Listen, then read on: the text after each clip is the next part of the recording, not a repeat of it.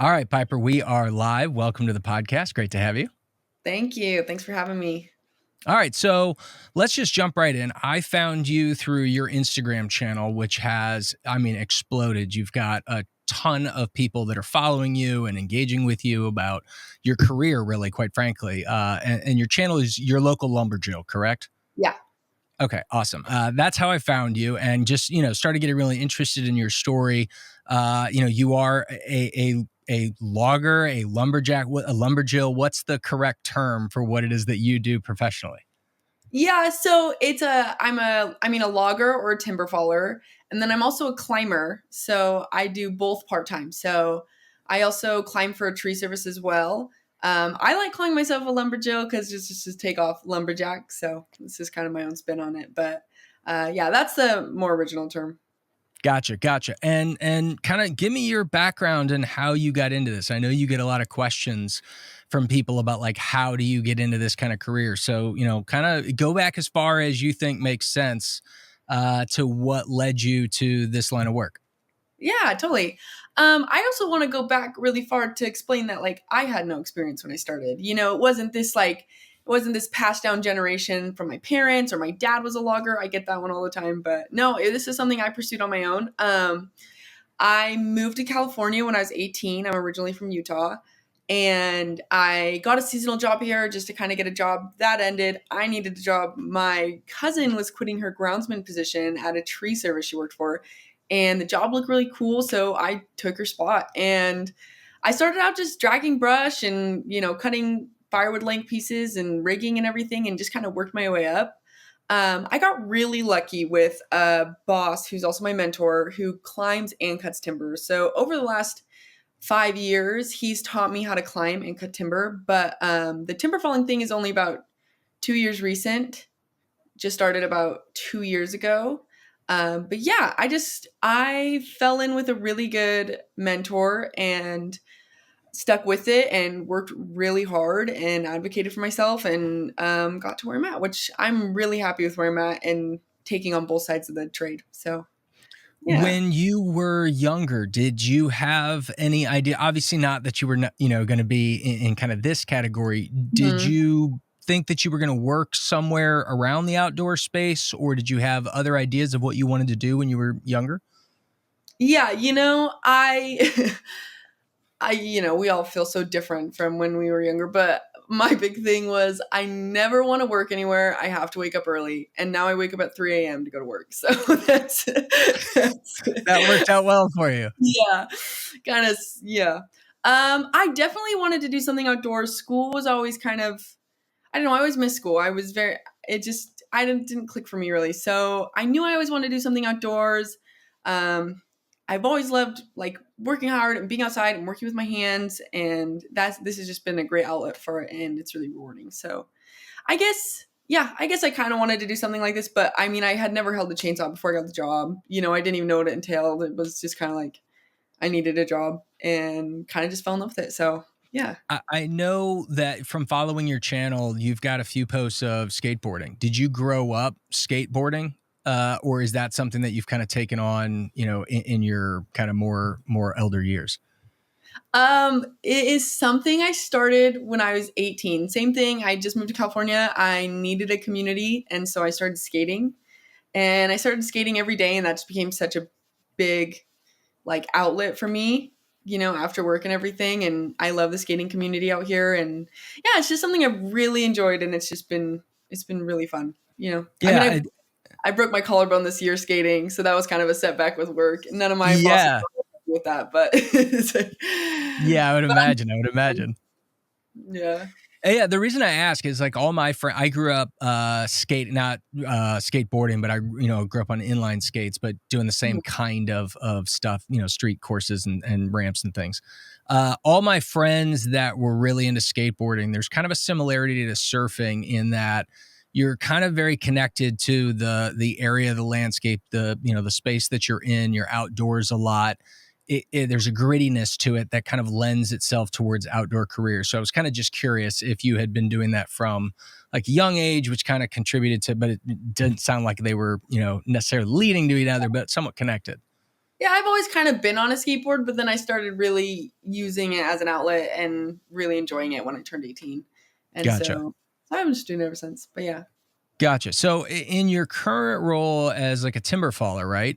Mhm. You said you wake up at 3 in the morning. What is a day to day like? What does a day in your life look like from when you wake up to basically when you're done, and then maybe even after work? Like, what's the rest of your day look like? Mhm. So let's talk peak summer because that's my most hours during the day when I have most light. Like right now, I get home from work and it's dark, so kind of only working during the day. But Right. summer, it looks like if I'm logging, because like I said, I split my time between the two. Logging is I wake up at 3. I get to my boss's house at 4:15. We drive out there, get there before sunrise, like saw started in our strips as like the sun's coming up, and we Okay. cut When for you say in your strips, what do you mean for the layperson like myself that doesn't know what that the Yeah. terminology? What does in your strips mean? So our strips are we have this certain area to cut that we need to cut. Like for instance, like right now we're cutting road hazard, and so we're cutting anything that can hit the road. Anything else stays. So we each get an area, and that's like 2 or 3 tree lengths long, and we cut the whole bottom to the top, and then we clear it up. But that's and it's within like I can't yell to anyone I'm working with, but they can hear my saws. Like that's how we kind of all know we're okay. And then we also check in like once or twice during the day, but like I can hear their saws, and if I haven't heard them for a while, I'll walk over there. But so Interesting. we're pretty far away. Yeah. Yeah, gotcha. So I'm just So you're basically working that section. Obviously, this is going to vary massively from Mhm. terrain type and size of trees, things like that. Yeah. But like in a given day, how many trees are you cutting down? Because what I see on your channel, these things are enormous, crazy dangerous, like takes a ton of Mhm. work and a lot of expertise. Like you've clearly learned a lot in a short period of time because you're Yeah. working with really dangerous stuff. What is your kind of goal in a given day? Man, everyone it's like so hard when people ask how many trees you cut in a day because I it totally varies. Ah, man. Like let's today I cut timber and I probably cut like all sizes. I probably cut like 60 trees, but Wow. that's like varying from like here to 5 feet, you know? So Yeah. it's like, Yeah. so yeah. But I mean, it was a lot of little stuff and then bigger stuff takes longer. And then like you said, the terrain and it depends if I have to bucket, which is, it all just takes time. So it can vary. Um, but yeah, When you that's always a say really you have hard to question. bucket, what do you mean by Yeah. that? So I cut timber for a logging company and I'm subcontracted out for the tree service I work for because my boss is a timber faller and I can totally get into how I got into the timber falling field because that was like its own ball game. That's not like trying Yeah. out for a job. That's tough. But uh so when you bucket to length, we're cutting for production. So we're getting as many trees on the ground as we can in line, not crossed up because that breaks the logs. So it's very like you have to be very precise. And so I'm cutting it to length so it can get on the trucks and get sent out. So it just depends on the type of tree, the size, and the diameter. Diameter of what I cut it to. So that's bucking. So you bucket to length. So Makes sense. Makes yeah. sense. Gotcha. Okay. Within the job itself, like what are the skills that you think you kind of have brought to the table that have made you, successful and or kind of continue forward? What do you think it takes kind of on a day to day? What do you see is common amongst the people in the job, I guess I'll say. Yeah, that's a good question. I think it's like really paying attention to what you're doing and what you're learning from everything you do. Like every single cut, I analyze of what it did and why I did it and how I could do differently, how I can make myself faster. And there's so many little things to critique that can just save you so much time on the job because we're cutting for production. We're trying to get as much as we can on the ground. Um, and I think it's, I guess, oh man, what's a good way to word this?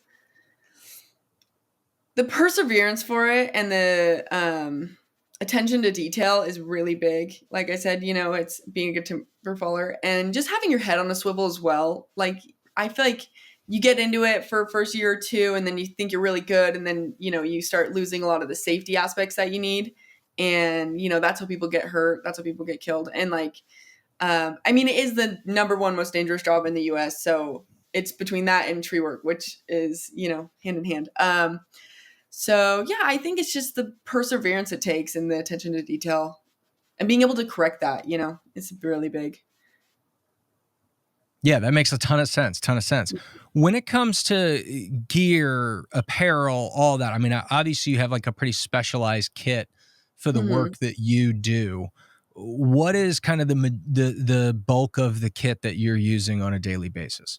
Yeah. So when I'm climbing, I have like a 10-pound belt. And I mean, it's not even 10 pounds, but it's like I have 8 different carabiners on there. I have like my quickie, I have slings, I have everything I need in the tree where, like, if anything happens or anything changes, I'm able to adapt because that's climbing wise. And then logging and there's so many in tree work as well. There's so many mechanical advantages. It's so cool. The way you use like all your leg strength to climb up a tree because you have foot and knee ascenders that capture your progress as you go up, which is really cool. Yeah. And then logging is, I mean, I have my saw every day, and then I have my wedges with me. I have my tape, my saw pants, corked boots, and my hard hat. So suspenders as well. Axe, some Yeah, sort of maul. my Gotcha. 5 pound Collins axe. Is So is is like brands and gear stuff that people in your space geek out on? Is it just like really kind of just everyday stuff that nobody really cares about? Is there specialty stuff? yeah, What is the gear kind of talk in your space? I think it's mostly chainsaws. I think because when you're cutting timber, you get your saw. Normally, you don't run a stock saw. You get it ported, which is like you get it modified to run faster. And we all have our saws ported, and they're supported by different people. And so there's always talk about like what type of port jobs, what you can be done differently. I mean, like West Coast Saw and Steel is always coming out with things to like um, up the speed of your saw or the power of your saw. And so I guess that's always kind of a talk. Yeah, I think it's mostly chainsaws. They're Gotcha. really chainsaws. Yeah, yeah, and look, it's the tool of the trade. It's the number Totally. one thing that you're utilizing on a daily basis Mhm. to take down these massive trees. Yeah. In timber falling, is there like I don't know what to call it, a rite of passage, but like, is there a point where the people that you're working with essentially feel, is there some sort of test, or is there some way that they know, like, all right, Piper's ready to go, I can walk away and go do my own work, or Uh-huh. do they kind of throw you in there? Like, how does that work? Yeah, so I'm gonna get into kind of how I got into it because Please. you know, so I get messages all the time, and it's like, I have this certification, I have this certification, I have this certification. How can I get into what you're doing? And I was like, I have no certifications. I have a mentor, and I have word of mouth. And when I got into logging, it was really hard for me to get in. My boss, who I climb for, he really advocated for me, and he was very like, Piper's ready to come in. And over the last 3 years of working with him, he was really big on like showing me different ways to fall trees, showing me different ways to like cut and everything, and like how you actually buck a log and things like that. Like he was training me on the tree jobs because he wanted me to. I mean, I really wanted to go out logging, but how do you start? He was really helpful with that. But he really advocated for me. It took over a year to even convince my timber falling boss to let me come out on the job. It basically got to the point where my boss, since we split our time, so we do tree work 3 days a week, and then we log 2 days a week. But that can vary. Sometimes I'm like cutting all week, or I'm doing Sure. tree work all week. So, but he basically put his job on the line. Is like, I can't leave Piper hanging. You either let her come out with me, or I can't like help cut for you. And so, Wow. yeah. So, and I don't think it was. I think it was I didn't have experience. My timber falling boss was nervous. I mean, it's the most dangerous job. He's never seen me cut. I'm not a Yeah. timber faller, so at that time, so he was very leery about it. Yeah, and when I first started, I'd go out and I'd buck for my boss. So he'd drop the trees and then I'd cut into lengths. So it was nice because I could like watch what he was doing and he could explain what he's doing. And, I had someone right there and um, which was really helpful. But when I first started, so we go out to the job and it's just in the woods and there's a bunch of people. It's all the guys running the equipment, it's the cutters, it's like the boss is driving around, and it's the other buckers, which they don't buck for a logger, they just buck for the equipment. Right. The equipment operators um, did not look at me. It was like I was a ghost. I'd go out there. It Oh, was the most bizarre thing. I don't care, but it was like the weirdest thing. It was like they'd look at my one boss, look over me to look at my other boss. It was like the weirdest. But if I looked away, they were all watching me. They're all watching me work. Like so if there's 100, timber fallers, is there one woman for every 100? Is it one for every 1,000? Like, how rare are I you? don't know. But I want to make it clear that the timber fallers were all really friendly. I mean, my cousin cuts timber, like I'm really close to them. Was the equipment operators Ah, because gotcha. there has never Good been, distinction. I'm the first woman ever hired for this logging company. So it was like, it was all new, and it's like a Yeah, very male dominated industry. And, I don't think it was this like, and there was like a little bit of a language barrier as well.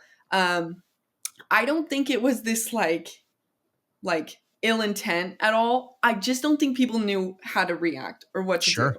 And so it stayed like this for like a few months and we'd work away from the crews because the equipment has their own ground. It's called yarder ground and cat ground. Okay. And the cat is like flat ground where the equipment can run and cut trees. And the yarder ground, steep ground next to water, everything like that we have to cut because the equipment can't go. And so I'd only see the crews in the morning and then we'd go off and we cut by ourselves. And it was like 3 months in and I was starting to kind of cut by myself. I mean, I was still with my boss in his strip, but he'd let me cut stuff. And we got called in to cut some trees on the cat side. And we're in this big U-shape area of the road and we're in the middle. So everyone is around us and everyone's watching us. And I have to drop this like 3-foot diameter tree, which is the length of my bar, which I've dropped a ton of those. It wasn't a big deal for me. That was, pretty standard. So, I put my face cut, put my back cut, goes right where it was. And all of a sudden I hear clapping, like I hear cheering. And I like take out my earplugs and I like look over and it's the equipment crew and they're all cheering. And I mean equipment, they're all cheering for me. And I looked up, I was like, did you hear that, to my boss? And he's like, what the hell? I've worked here 20 years and no one's ever cheered for me, It's like, and after that point, I was like I'm like, That's now awesome. there's never been an issue. No one is, and I don't even really want to call that scenario an issue. I just think it was like, everyone was very unsure. It's like, who was I coming out there, Um, but yeah, it was after that point, I've just been very accepted and like all the crews I work for love me and are great and super helpful and really kind. And, it's always good morning, Piper. Good morning. I mean, everyone's kind of more nice to me than they are my boss, which is like at this point. But that was just kind of like, I guess, a testament to the rite of passage it takes. And Yeah, you can come in with all these certifications. Like my boss I cut timber for, people message him all the time trying to get a job. And it's like, yeah, but like, what can you do? What's your experience? You kind of have to have someone validate for you to get in, kind of thing. And that's what I had. It's certifications can only get you so far, or what do they even mean towards experience? Like you were able to complete this one thing once. This is like yeah. production. You need to be doing it that 100 times a day, So, sorry, that's kind of a long story, but it just shows No, like that's great. it is to, how hard it was for like to infiltrate that line of work. Yeah. We at the nonprofit that I work for, we talk a lot about the difference between mentorship and sponsorship. Hmm. And mentorship is where you're willing to teach someone and you're willing to share your time with them. Hmm. Sponsorship is where you're willing to put your name on the line Hmm. and say to somebody else, "Hey, I really believe in this person. I'll vouch for them," and go as far as maybe your boss even did from the climbing company into the timber falling company, you Yeah. know, being able to build a relationship with your boss, with the owner of your, tree climbing company, of your tree service company, to the point where they feel confident vouching for you, right? Like putting in the time, doing the work, being there to do the extra stuff, and then leveraging that relationship and really saying like, hey, I really want to go do this, I really need your help, will you Mhm. vouch for me, could be a really helpful step for people that are basically kind of trying to skip that step and just saying, Yeah. hey, I'm good at it, you should hire me, where Yeah. there's nobody And that vouching for you. mhm. Then that's exactly it too. You don't want to put someone in this situation where it's the most dangerous job in the world and they're vouching for themselves and then you have to just throw them out there. So, Yeah. yeah, so totally like you said and a lot of times when I get that question of like how do I get into your line of work? What can I do? How do I do it? I have this experience. My thing I always tell people is I was like, work for a small tree service, get in with the boss, like have someone as your mentor, like learn the trade, do the time. That's the thing is like you got to do the time to get in. And it took a lot of time for me to get in. I mean, and I say that now as only been doing it 5 years, but it's like it Yeah. was a lot of work. So No, um that's true in any career. I mean, everybody is in a hurry to skip ahead in mhm, today's society. I was when I was younger. I wanted to get to where I am today when I was 20. mhm, And quite frankly, you need to put in those reps. You need to spend that time with your crew. You need to spend the time on the site, seeing things go right, seeing things go wrong, learning from it. As you talked about earlier, with each tree that you take down, there's analysis, there's learning, there's, can I get better at this? Is there something I could have improved?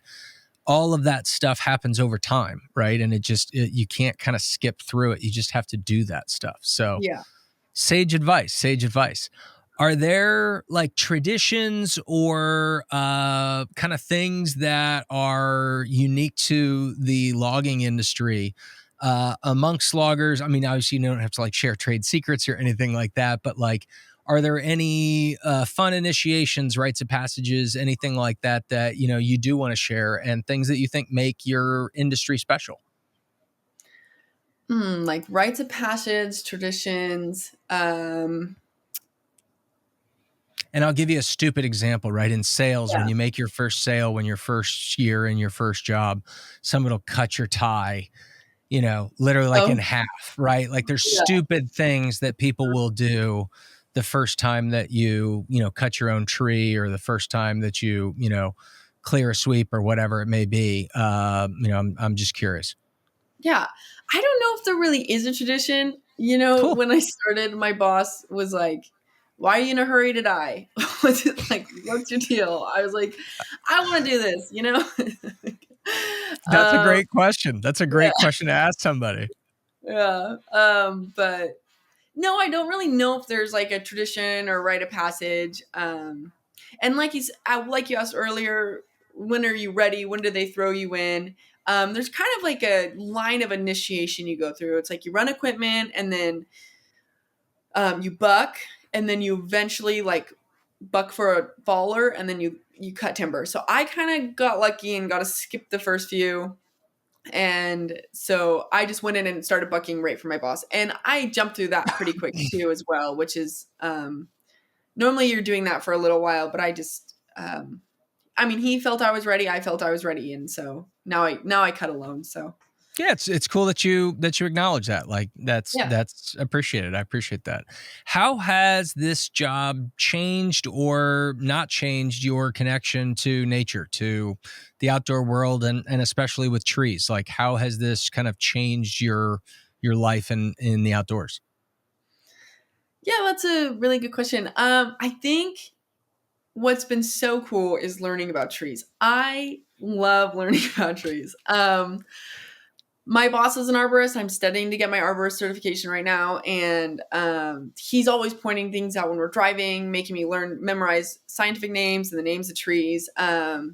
I think I'm really fortunate to be in these areas where, like I said before, there's cat ground and there's yarder ground, and the yarder ground is where they yard it up the hill, but they can't get equipment down there, and we have to hike down there, and you're just in these areas that is just like not touched by people, or it's rarely touched by people, and you have to hike in and you're just surrounded by just so much life. But I mean, also I cut and burns most of the time, so I'm surrounded by a lot of charred trees. But it's so cool to be a part of the ecosystem and to just like adapt to it and adapt to the heat and adapt to the cold. And um yeah, and like I said too, is when you're cutting all the time, you're learning different things about like the wood you're cutting into. Like if it's rotten, how to handle that. If it's like good wood, how to handle that. If the center's rotten, if there's a cat face, there's so many things that you're paying attention to and looking so closely at and concentrating on, that when would you ever have the opportunity to do that otherwise? Which I love being outside and being outdoors. And it's funny, I'll get home from work and I'll be like right now when it gets dark out when I'm home. And I'm like, damn it, I didn't get to go outside today. But I was like, oh, I was outside all day, like, because that's just like, you know. That's funny. Yeah, yeah. No, I've really appreciated getting into fly fishing over the last, I don't know, 6 years or so, Mhm. because it has the same effect. Like you become much more deeply connected with the kind of ecosystem that you're in, because you're really trying to be observant of what's happening, what kind of bugs are in the area, what's happening in the river. You're Mhm. flipping over rocks to see if there's aquatic insects under the stones. You're trying to figure out what kind of river it is. Like, I never paid attention to any of that stuff before I got into fly fishing. And these kind of weird ways that we get connected and really learn at like a way deeper level is just always interesting. So I was kind of curious, and yeah, you're right. Like, there have been some hikes that my wife and I have been on, especially because we spend so much time on public land, traveling in our RV for a couple of Yeah, years. that is so cool, by the way. Very Oh my cool. God. I would highly encourage anybody that can figure out a way to do it. Like, if you can do it when you're young, awesome, because you don't have a big house and bills and stuff that's as, like, kind of anchoring as, when you're younger. Um, and like the connective tissue, I always use that term, it's kind of stupid, but like, so many people only go to bigger cities because they either go there for work or like they wanted to go visit some kind of touristy thing that they heard about. They never get to see all this like incredible space in the middle that I'm sure you get to go out and see on a daily basis. And like, we stood in places that maybe never had another human being standing in it.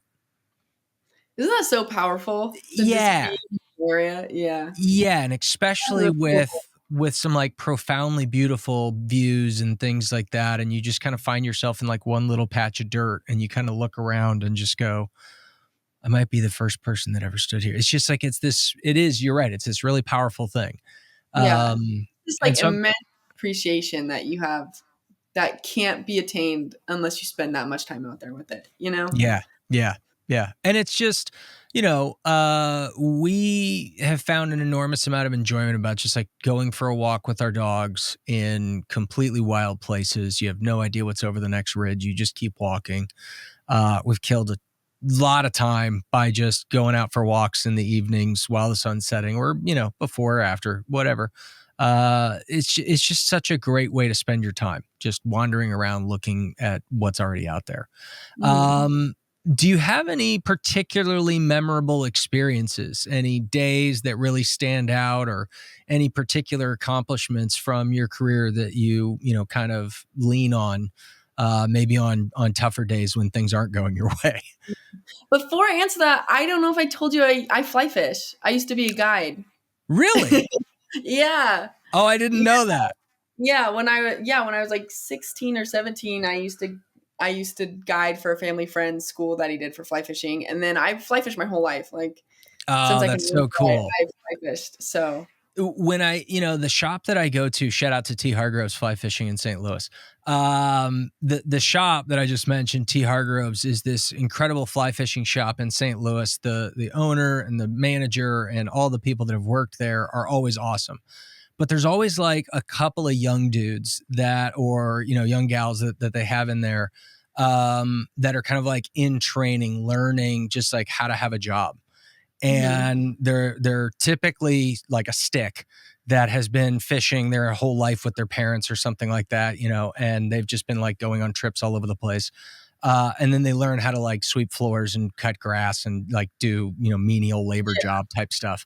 Mhm. But they get good at talking to employees, or I mean, talking to customers and doing kind of, cleanup stuff.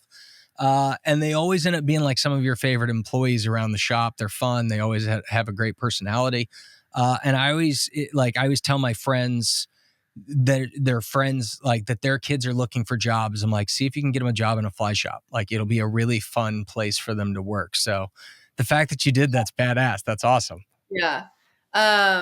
Yeah, I guided for him for a little bit. Like he'd teach him in class and then we take him out to the rivers and you Yeah. know, help him out and everything. And walk him through that process. So yeah, I love fly fishing. I've always done it like my whole life. It's like me and my dad's things. When I broke my collarbone, I went home for 2 months. I was like fly fishing with my left hand and like getting it to my right hand to pull it Love in. it.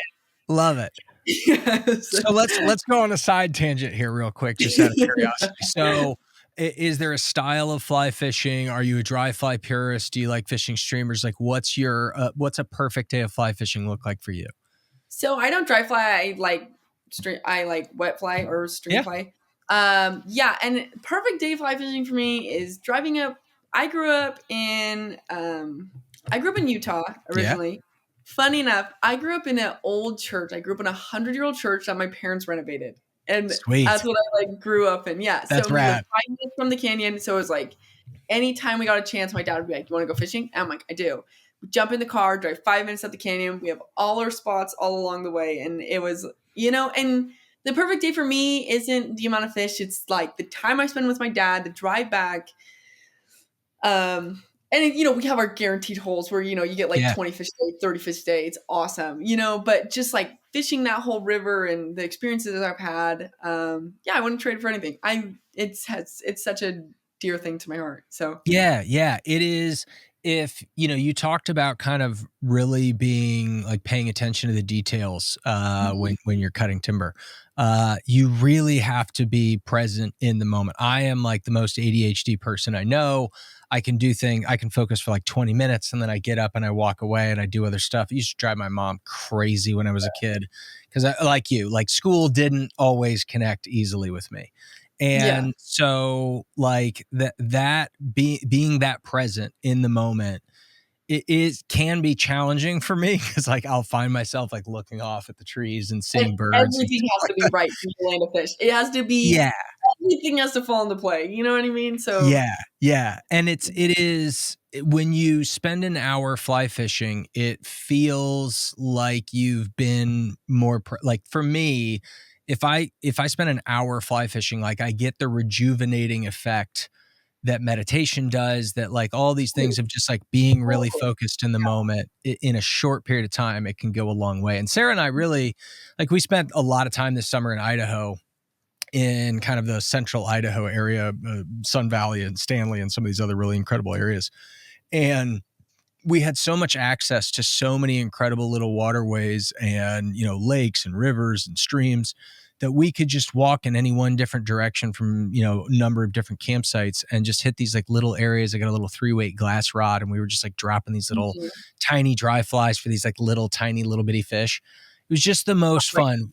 Yeah, Yeah. and they're just attacking the top of it. Yeah. It's just like so Uh, much fun. They're not big at all. They're palm size at best. And we just had the best time. Like that was such a great evening rather than just like sitting around watching TV or something like that. So very seriously, it grateful is. to have gotten that skill earlier in my life. Mhm. Definitely. Well, that's really cool. I knew you did the whole fly fishing thing, and I had remember if I told you or not. But yeah, Yeah, yeah, yeah. that's I really don't cool. claim to be any good at it, but I do very much enjoy it. And I'm so with you that I really just enjoy going. Right, like I Yeah. don't care if I catch a ton of fish, if we're out on a beautiful river, if we're walking around, if we're having a good time, sharing some stories, screwing around. That's a great day for me, and I get to learn a new river. I'm terrible about remembering places that we fished. Some of my friends can like tell me where every hole was that we fished on the Yeah. river. I'm like, we went. It was great. Like we had a good time. Yeah. So yeah, that's great. You kind of already shared some of this, but what advice do you have for, people that are younger than you that look at you and say, hey, I really admire what she does. I really want to get into that. What would you share, other than just kind of like, hey, you got to put in the time? Is there anything else that you have found? You mentioned mentorship. What else? Anything? You really gotta want it. It's not something that you can just clock in and clock out. It's your life. There's a reason. It's like I've said, and I'll say it 100 times. It's the number one most dangerous job in the U.S. But it is so empowering if you just get into it and you learn the knowledge. It's so empowering. Like before, when I started out, I always want to make sure people knew, like, I know what I'm doing. Like I know what I'm doing. You know, and now I'm to the point where like my experience and my knowledge speaks for itself. I'm not proving myself to anyone. But I think you just really have to want it. It's just something that if you want to work for it, and there's been days where like I've called my dad crying and I'm like, I don't know what to do.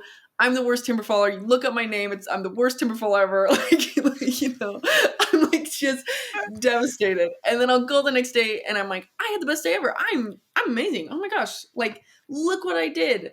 Um, it takes a lot of like emotional and mental toll, but it's so gratifying. And I just think the biggest thing is to put yourself out there. It's like the biggest thing I could give is put yourself out there. If you've been thinking about doing this or thinking, like, look up jobs in your area. There's so many jobs you can look up and apply for. And just put yourself out there to, do it. Speaking of putting yourself out there, you have had a lot of success as of late on social media. Your Yeah. channel has exploded and you've got a ton of followers.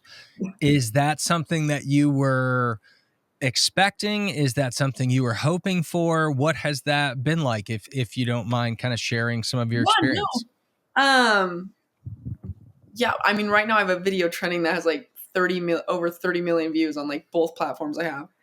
Isn't that crazy? And it was just like the What? dumbest video, and I just put it. Yeah, on TikTok and Instagram, it has like over 35 million views on each. Oh my God. Isn't it crazy? That's awesome. I mean, this whole social media thing was. I did not expect it. And I know probably everyone says that who does like social media things, but I mean, you can look back. I've always posted videos of me doing tree work and always posted videos of me skating. And then it just took like one video and it just like blew up. But I don't post consistently. Sometimes I go like over a month without posting, or sometimes I post like the most I'll post is like once a week. But Good for you. I don't know. I can't you can't spend that much time on it. It's not that rewarding. But I mean, it's so cool to connect with people. And Yeah. that's a little hypocritical of me to say because I do have a following and I do invest my time into it, but it's and it's such a cool way to connect with people. Like, like this whole thing, like this would never have panned out, or I've had some other connections that I've made that have just really been so cool and benefited me, and that never would happen if I didn't have a platform with it. Yeah, the social media thing was so random. It just was like one video blew up, and then I've just had multiple videos blow up, and now I've been posting for I've been posting ever since I like started doing tree work, but Yeah. it really took off when I started doing the timber falling stuff. So that was like 2 years. But it's been really cool. Like I said, just the connections were really cool that I've made with it. And I get those comments too that are just like so heartwarming, or like messages that people send me and they're like, showed my daughter your videos and she looks up to you. Now she wants a chainsaw for Christmas. And I'm like, That's awesome. and you just feel so like me, that's who you want to be your role model, cause that's just like, you remember having those people that you look up to and just how powerful that is. And just knowing that that's something for someone else, or someone else wanting to get into this because they watch my stuff, that's like the really rewarding part, Yeah. Yeah. I've had people go buy fly rods because of videos that we've done about fly fishing or about the fly shop. And Yeah. I learn about it after the fact. And it's like this really kind of cup filling feeling. Yeah. But also you're like, me? Like, yeah. why me? Because you're like, yourself the best. You're like, why did you do that? Yeah. Yeah. Yeah, I was at a trout park one time and a guy walked up and goes, "Outdoors podcast?" and it was like, huh? Like it was shout out to Sean. Yeah. But it was like this really kind of whoa moment. And I have this like itty bitty little tiny channel. And so it can be like a little overwhelming, catch you off guard. Do you have plans for where you'd like to see it go, or are you just kind of enjoying continuing to make content as find it and posting as you see fit? Yeah. Where do I want it to go? Man, it's so hard because there's so many directions that I will say I do have some really exciting things in the works right now that I Nice. can't probably say on the podcast, or you can cut it out, but whatever. Which is It's cool cool. from You can social keep it to media. yourself. When it comes out, we'll talk about it. Yeah. But it's like those things, like I said, would never have happened, or I never would have made those connections. And what's been really cool too is working so hard to get the job I have now, which I am so happy with where I'm at. But I'm getting job offers, and I'm getting like people like, can you come cut for us? Can you come, That's cool. a couple times. And it's really cool to have those options. But I'm pretty loyal with where I'm at now because, my boss like stuck himself out Yeah, for me. yeah. Having resiliency in your career is always a great thing, right? Like being able to have that kind of reputation and that kind of acknowledgement and credibility in your Mhm. work, right? Like you have this library of credibility of, Resume. yeah, Yeah. 100%. And like, when I talk to people in the business world, that's one of the big things that I love about my channel as a, marketer and a communications professional. It's my portfolio. This is my resume. This is like, just here's the thing that I built. Go look at it. It has some Mhm. success. We made some great content. I'm really proud of this stuff. And you've built that, which is like really great because although you're loyal to your current employer and that's awesome, things change in the future. They may take a different direction. They may go do something different. Things may go differently for them, and to be able to have options for your future is awesome. Like that's a great place to be, and still exercising the loyalty with the people that you're working with. That's awesome. Yeah. Yeah, I guess that's kind of where I'm at, is just keeping it open, keep sharing what I do. And you asked earlier, is there any moments that I look back on Yeah. uh, with what I do? And I look back now on with the hard days. And there's like a few. There's like my first 5 foot diameter tree. I was just like, I did it. I'm it, because I watched my boss cut it and like cut those before, and it was like so empowering. I was like, how do you do that? And to be able to like look at this, know what to do, execute it, and like it worked. Like it's on the ground. It's Yeah. not on. I did it. That was such a huge moment for me. That was just so empowering. And then the first tree I ever climbed as well. I mean, it was just it was really rough, because I'd never done that before. It's when you're going into it. I guess I wasn't going into it blindly, but when you're going into it with such little experience, it's it looks like this towering feat. And now I'm like climbing like 150 up dead trees, you know what I mean, and throwing like It's 50 wild. foot tops, and to just be able to like look back on this little diary I've made on social media and be like, man, I thought it was so cool when I did that, and this is what I do now, and that's been really empowering and really endearing, and just been able such a reminder of like how I'm constantly growing and we're all constantly growing, and even on the bad days, I'm still better than my first day, So Yeah, yeah. You're probably not old enough for this, but in kind of my generation, we basically all had dads that had these like giant VHS camcorders on their shoulders for like family holidays, right? yeah, So Christmases and soccer games and stuff like that. We had these libraries of like home movies. And then that kind of disappeared for 10 or 15 years, where like they kind of stopped when cameras kind of went out of fashion. And now all of a sudden, like we're all making home movies again, right? Where yeah, like we have this library of stuff that we can go back and look at these trips that we went on, these things that we did, these accomplishments in our careers.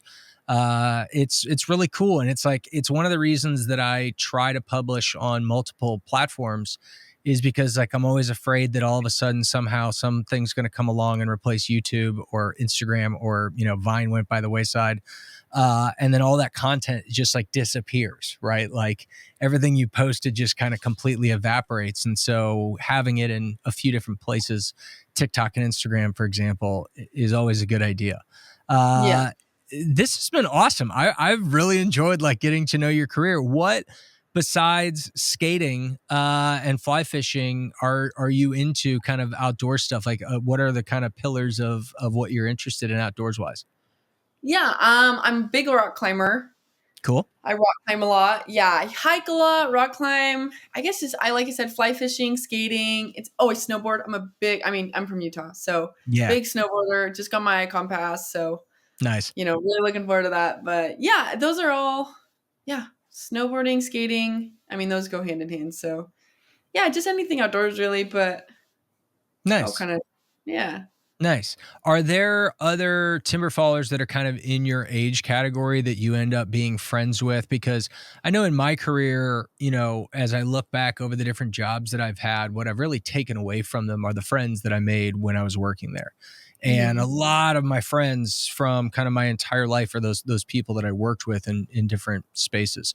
Like, do you find yourself hanging out with people that you work with outside of work as well? Or is it kind of like you show up, you guys do the work, and then everybody kind of disperses and does their own thing, isn't as connected, kind of in the after hours?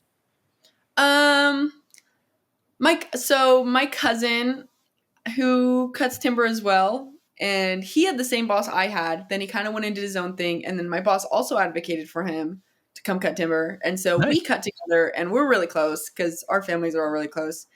And so me and Boone hang out. We're friends. Nice. Yeah, Nice. Boone's like 28. He's really sweet. He's a he's a nice break from everyone else when I'm on the job, because he's just like, it's like family, it's related, we're close. He's like a really safe space. Nice. Um, Shout to out just Boone. kind of, yeah, shout out Boom Bates. Yeah. Nice. Uh, yeah. I mean, my bosses are like 60, so they're Gotcha. kind of, but there's been times in the past where I'm really close with my coworkers and like we'll go swimming after work or we'll hang out. I mean, my roommates were my coworkers for a really long time before I moved out of the house, but, yeah, we were all really close. And you kind of just naturally get really close when you're trusting people with your life and you're trusting people with your ropes and to like rig stuff for you out of trees and everything like that. You inevitably just build a lot of trust. You have to. And so I feel like you're a lot closer than you would be with other coworkers, So I feel like, I mean, and me and my boss, Dan, we're really close, really good Gotcha. friends. So, Gotcha. yeah. All right. Well, we'll close with this. Two pieces of gear because I'm a gear nerd. Okay. If you could have one fly rod for kind of any situation, you get one fly rod for the rest of your life. What would be your fly rod? Uh, And you can keep it as simple as like the weight of the fly rod that you'd want to use, yeah. and or all the way up to like super specific make and model, year, nerd out. Totally Yeah. up to you. I would I'd say a good 5 weight Nice. where I'm Good rocking at. answer. Yeah. Yeah. I mean, I fished in Montana and I fished in Utah and the fish are a little more wild than California fish. So, Yeah. but yeah, I'd say with a prince nymph and a San Juan worm. I'd say Yeah. my two. Yeah. Yeah. Prince nymph is like I have a 12 fly philosophy where I pretty much have 12 flies in my trout box. And a prince nymph, every time I look in the box, is like the one that I'm most often attracted to. It's that and a Pat's rubber legs, but Prince Yeah. Nymph just seems like a classic. Like it's what when I dream of fly fishing, um, a Prince Nymph is like what I think about. So yeah, absolutely. All Mhm. right, and then if money was no option and you could have one saw for the rest of your life, what would your saw be? Man, I'd say the 661 I have now, but I just get a bunch of them. I love the 661, especially when it's ported. Those rip. They are just, I personally think they're unmatched. I mean, the 500's great. It's really zippy. It's really fast. It has a lot of power. But 661, that thing rips. And with the right port job, it's so powerful. So I'd probably just get a brand new ported 661 as Do you my. guys have like badges for your pants or anything that just say like 661 or anything like that on them? Is it anything nerdy like that Um, or no, but we all run them. I gotcha? mean, I yeah, we all have 661s. We all run them. We all have like 500s and 660s. I mean, I don't have a 660, but yeah, I think a 661 is just a really solid saw. It's really good. Nice. So Nice. yeah. Nice. Well, this has been awesome. I really enjoyed getting to know you. This has really been fun. Yeah, thank you so much for having me on. This was great. I'm glad we Yeah. finally found a time to do it. Yeah, no joke. I mean, I'll say this. So basically, we took off on our journey in a 30-year-old RV that we pretty much inherited from some of our friends. We spent 5 years renovating it, made it our own, and took off on a cross-country journey. We went from St. Louis to Oregon to South Carolina and made it to Tucson, Arizona, and then the engine gave out and said no more. Oh, But yeah, it was like heartbreaking. We'd put a ton of work into it. We had ton of memories. Like it was just this incredible mhm. RV. And it basically like went everywhere we asked it to go. It went lots of down gravel roads that we never should have asked like a 30-year-old Class A motor coach to go down. Yeah. And it was like, it was beautiful in its simplicity. It didn't have Mhm. slides. It didn't have jacks. It was like really a basic analog RV. And it was great to learn on because it made things really simple. We had to get a new RV. We got one that's newer and it's got slides and it's got jacks and it's got solar and it's got all these kind of cool things. But some of the things that the previous owner didn't really work for us. And we got some water damage on, not water damage, but we had water coming in one of the windows that they had like caulked the drain Yeah. shut. And my laptop sits like directly under that window in Oh, my bag. shoot. And so like I run my entire professional life on my laptop. Like it's Yeah, basically typically. everything to me.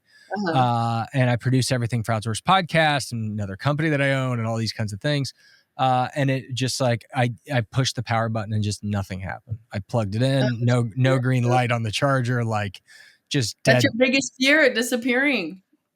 It's it like it was it was terrifying. And I've had batteries in laptops go bad before, so I was like, it's not that big a deal. I'll get a battery. I've put a battery in a laptop before, in a MacBook. Got the kit, Mhm, did it all up. Nothing. And so I ended up having to drive. One of this like things of living in a small town that I'm not used to, because we just got to a small town, mhm. is the Apple Store's 2 hours away. Like I'm used to having an Apple Store 15 minutes away. Oh, yeah. And so I had to drive to Portland and leave my laptop there. And then they had to ship it off and a whole rigmarole. But they got my laptop back, erased my hard drive. So and I signed off to say that they could. Oh my gosh. But yeah, like Did you lose a lot works. of stuff? Yeah. Yeah. Tons of Like stuff. I have to rebuild the Outdoors Podcast logo.